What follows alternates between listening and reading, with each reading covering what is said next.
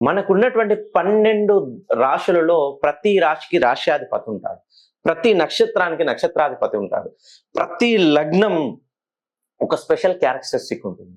ఈ రోజు ఎవరైతే వృచ్చిక లగ్నంలో జన్మించారో వీళ్ళు సింప్లిసిటీకి పెట్టింది పేరు.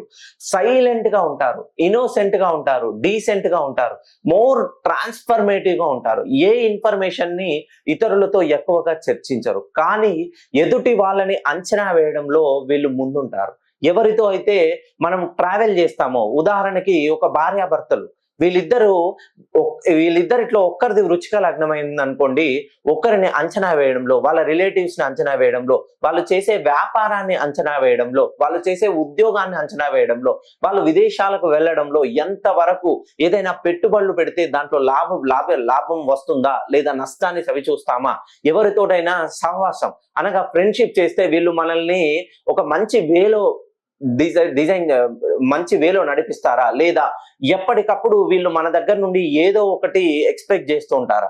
వృచ్చిక లగ్నంలో జన్మించిన వాళ్ళకి ట్రాన్స్ఫర్మేషన్స్ ఎక్కువగా అవమానాలు పడుతుంటారు. ఎక్కువగా వీళ్ళు ఎవరినైతే నమ్ముతారో వాళ్ళ చేతిలో మోసపోతుంటారు.